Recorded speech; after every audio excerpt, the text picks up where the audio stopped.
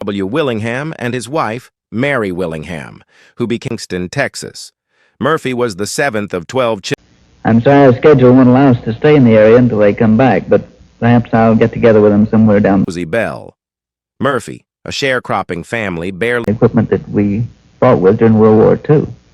I would say that was about... The Audie Murphy mystery finally solved and isn't good. Audie Murphy was born Audie Leon Murphy on June 20th, 1925, in Kingston. Instabilidade e dificuldades. A sua família vivia uma existência árdua na zona rural do Texas, muitas vezes sem alimentos e recursos suficientes. Mesmo assim, herdou da sua ascendência irlandesa uma força, independência e resiliência que mais tarde lhe seriam muito úteis na batalha. Os seus nomes de batismo, Audie Leon, carregavam um significado mais profundo. Recebeu este nome em parte em homenagem a dois homens que demonstraram bondade para com a sua mãe durante as suas dificuldades. Homens que cuidaram dela quando foi abandonada pelo marido por longos períodos. O seu pai, Emmett, era instável e frequentemente ausente, entrando e saindo de casa antes de finalmente abandonar completamente a família. Este abandono deixou Josie Bell a criar os seus numerosos filhos praticamente sozinha, com Audie e os seus irmãos a assumirem responsabilidades para além das suas idades. Este ambiente familiar fragmentado obrigou o jovem Audie a amadurecer rapidamente e a desenvolver uma força de vontade inabalável para sobreviver. Apesar da instabilidade em casa, Murphy frequentou a escola primária enquanto crescia nas cidades de Farmersville, Greenville e Celeste, todas no nordeste do Texas. A sua escolaridade, no entanto, foi de curta duração. Quando chegou à quinta classe, foi obrigado a abandonar os estudos porque a família precisava desesperadamente de dinheiro. Audie, embora ainda menino, assumiu a responsabilidade pelo trabalho.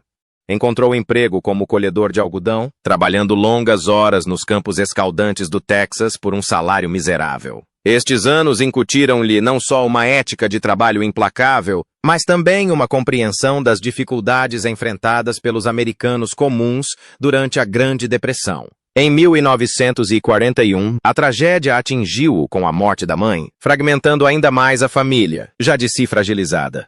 A sua morte devastou Murphy, que era especialmente próximo dela. Sem um lar estável que os mantivesse unidos, os irmãos mais novos de Audie foram colocados em orfanatos e casas de acolhimento, dispersando a família. Para sobreviver, Audie começou a fazer trabalhos ocasionais na cidade de Greenville, desde trabalho manual na lavoura até tarefas administrativas, tudo para se conseguir sustentar. Foi durante estes anos de incerteza que começou a sonhar com uma saída. Uma hipótese não só de sustentar os seus irmãos, mas também de provar que era mais do que apenas um pobre rapaz do campo. Com a Segunda Guerra Mundial a intensificar-se e os Estados Unidos a prepararem-se para entrar no conflito, Murphy viu uma oportunidade nas Forças Armadas. Apesar de ainda muito jovem, estava determinado a alistar-se para sustentar a sua família e servir o seu país. Inicialmente, o exército rejeitou-o devido à sua compleição física franzina e aparência juvenil. Tinha pouco mais de 1,65 metros de altura e pesava menos de 54 quilos. Mas a sua persistência acabou por valer a pena. E a 30 de junho de 1942, foi oficialmente aceite no Exército dos Estados Unidos, preparando o terreno para uma das carreiras militares mais extraordinárias da história americana. Em 1943, após o treino básico e instrução avançada de infantaria, Murphy foi destacado para a Companhia B, 1º Batalhão, Quincy Regimento de Infantaria, 3ª Divisão de Infantaria. A sua primeira missão no estrangeiro levou-o ao Marrocos francês, no norte de África, onde foi apresentado à dura realidade da guerra. O calor, as doenças e o terreno implacável eram tão inimigos como as forças do eixo. Mas Murphy rapidamente ganhou a reputação de soldado sério, disciplinado e destemido perante o perigo.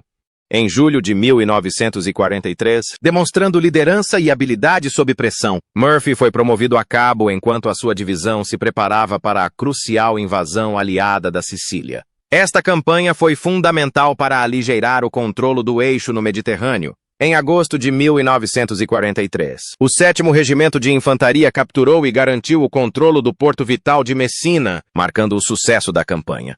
A bravura de Murphy durante estas ações valeu-lhe ainda mais reconhecimento e, antes do final do ano, foi novamente promovido, desta vez a sargento.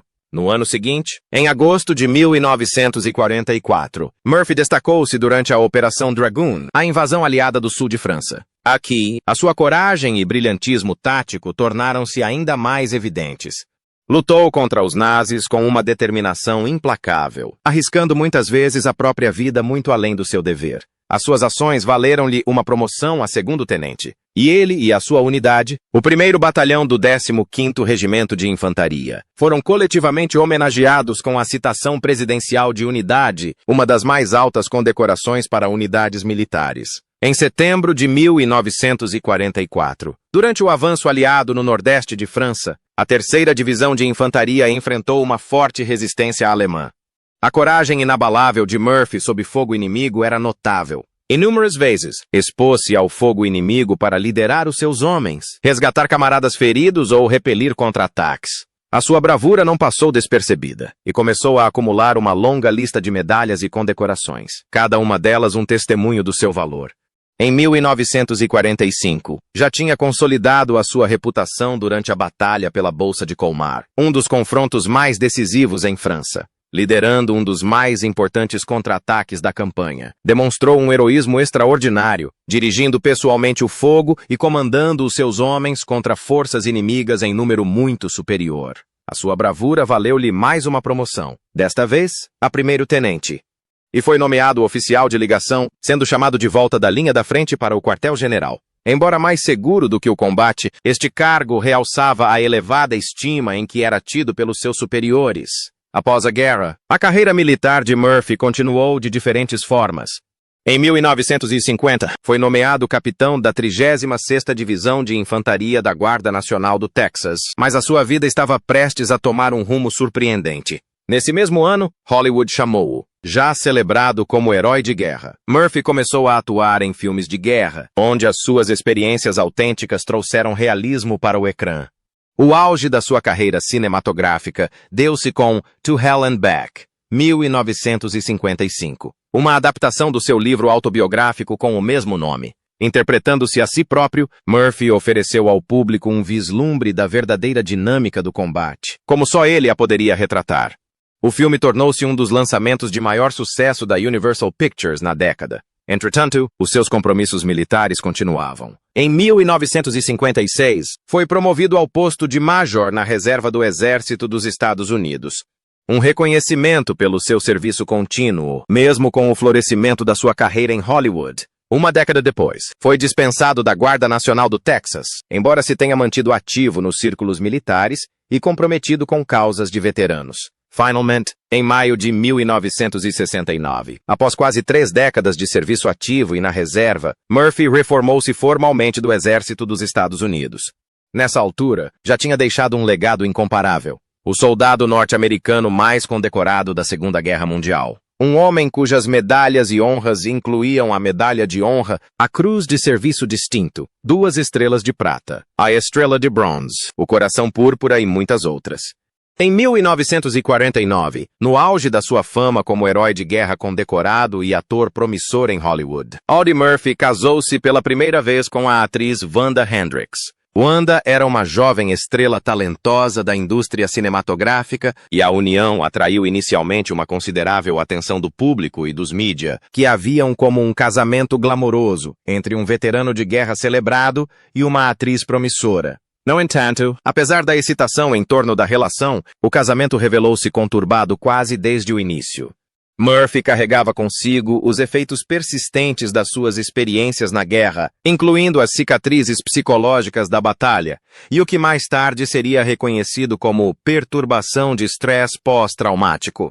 Isto, combinado com a pressão da sua crescente carreira em Hollywood e as exigências da vida pública, tornou difícil para ele encontrar estabilidade em casa. A relação do casal ficou tensa e, em apenas 2 anos, o casamento terminou em divórcio. A separação foi dolorosa, mas realçou as lutas pessoais que Murphy enfrentava ao tentar equilibrar a fama, a felicidade pessoal e as sombras do seu passado militar. Mais tarde, nesse mesmo ano, Murphy voltou a encontrar o amor, desta vez com Pamela Archer, uma mulher fora do mundo dos holofotes de Hollywood e do escrutínio implacável. Pamela trabalhava como hospedeira de bordo e, ao contrário do seu primeiro casamento com uma colega do meio artístico, esta relação ofereceu a Murphy uma sensação de normalidade e estabilidade de que tanto necessitava. A natureza estável e carinhosa de Pamela revelou-se uma força estabilizadora na vida dele, e ela apoiou-o tanto nos triunfos como nos desafios da sua carreira. O seu casamento marcou um ponto de viragem para Murphy, dando-lhe a oportunidade de se concentrar em construir uma família e desfrutar de um pouco de paz longe dos holofotes. Juntos, Audie e Pamela tiveram 2 filhos, e a paternidade tornou-se um dos aspectos mais significativos da vida de Murphy.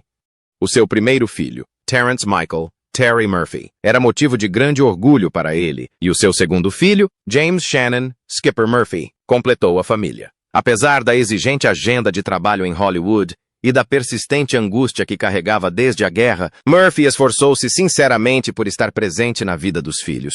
Encontrava alegria em passar tempo com eles, orientá-los e transmitir lições moldadas tanto pelas dificuldades como pela resiliência. Para Murphy, os seus filhos representavam esperança, continuidade e uma razão para seguir em frente apesar das dificuldades que enfrentava. Audie Murphy, o soldado americano mais condecorado da Segunda Guerra Mundial e, mais tarde, Editor de Hollywood, era conhecido pela sua honestidade, franqueza e recusa em bajular pessoas que não respeitava. Embora Murphy tenha trabalhado com muitos atores em Hollywood, alguns dos quais admirava, havia um homem na indústria de quem afirmava nutrir mais antipatia do que qualquer outro: o lendário ator James Cagney.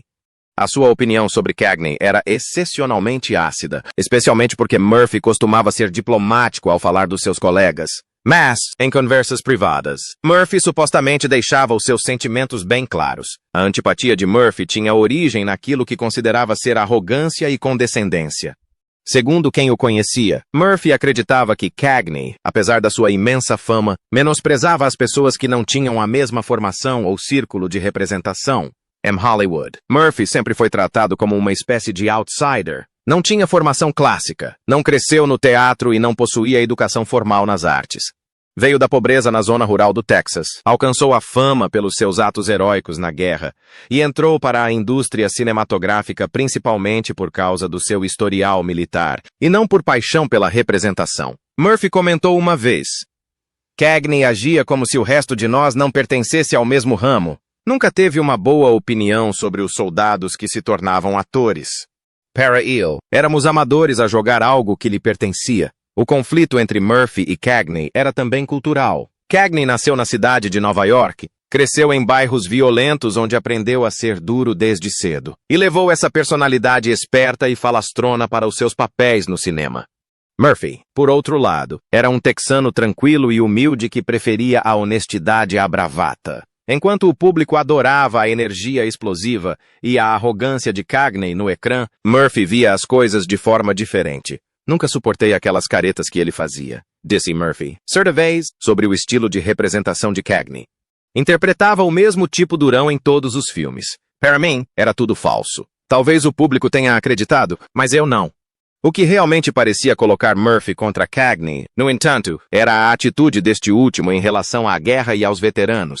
Cagney não tinha servido no exército durante a Segunda Guerra Mundial, algo que Murphy nunca condenou abertamente em público, mas julgava discretamente os homens que tinham evitado o serviço militar enquanto outros combatiam. Durante a década de 1940, Cagney enfrentou rumores sobre alegadas ligações a simpatias comunistas e questionamentos sobre o seu patriotismo, embora tenha sido posteriormente ilibado pelo Comitê de Atividades Anti-Americanas da Câmara. Murphy, um homem que arriscou a vida inúmeras vezes no campo de batalha, tinha pouca paciência para aqueles que, a seu ver, questionavam os valores americanos ou não defendiam o país nos seus momentos mais negros. Não me importava o quão famoso ele fosse, disse Murphy. Tudo o que eu sabia era que ele não estava presente quando era importante. Enterrei demasiados amigos para fingir que isso não me afetava. A tensão não era apenas ideológica, era também profissional.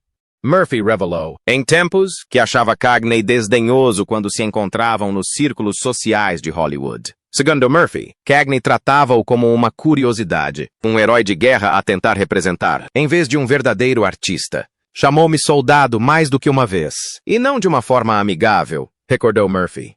Não me importava de ser chamado de soldado, era o que eu era, mas disse-o como se fosse um insulto. Aquilo disse-me tudo o que eu precisava de saber sobre ele.